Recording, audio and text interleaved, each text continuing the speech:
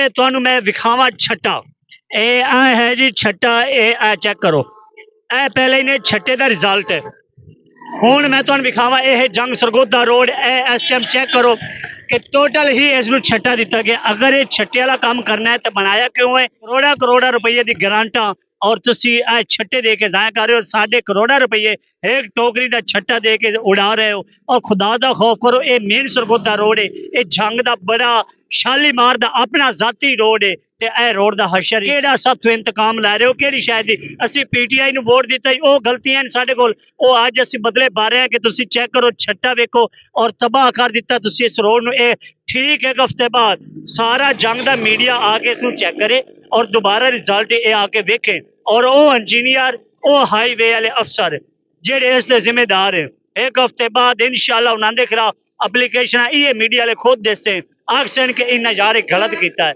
मगर मैं अज आखसा कि तुसी टाइम तो पहले इसनू इत्थे ही मेरे ख्याल रोक लो और इसनू दोबारा कारपेट बनवा लो। ये तुहाडा ते साडा एक बहुत अच्छा फैसला हो सी।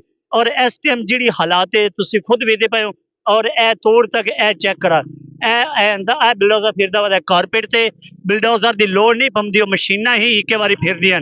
और दूई गल कि तुसी इस टाइम चेक कर सकते हो कि इस टाइम जितना भी सरगोदा रोड टोटे टोटे करके बना रहे हैं, मुकम्मल भी नहीं बनया, थोड़ा थोड़ा बनता बनता है। लेकिन वो भी छट्टे दे देखो, जिमें बच्चे तू मां तंग हो ना, तू आदि पुत्र मैं तो छट्टा देसा, ये वो छट्टे दिते जा रहे। खौफे खुदा करो, साडा पैसा साडे उत्ते लावना भी है तो थोड़ी जी मेहरबानी करो, थोड़ा जिहा प्यार करो, थोड़ा जिहा सलूक करो, थोड़ा थोड़ा खाओ, सानू महसूस ही ना होवे। जे यकदम खासो तो सानू तकलीफ तो होनी है। इस तकलीफ के मगर निकले बने, मगर सानू ये भी पता है कि तकलीफ एक ना एक साडे वास्ते बड़ी अजाब बननी है। लेकिन कोई गल नहीं, ये अजाब बनती है तो बने पे छट्टे देने बंद करो।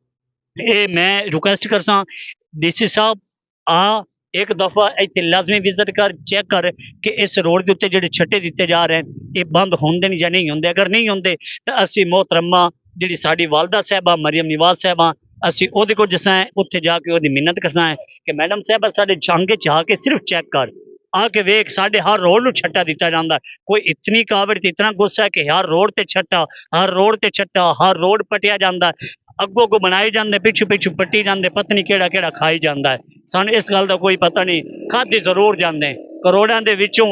यार लखा खा लो, अद्धो हत्था ना खाओ, कोई ढिड उत्ते ला लो। यार ई तो ना करो, खुदा दी कसम है। तुसा तां साडे कोल कोई प्यो दादे वाला वाटका रहा इस बारी जंग दियां सड़कां ना, एडा वड्डा मजाक है रब दा ना। अल्लाह हाफिज।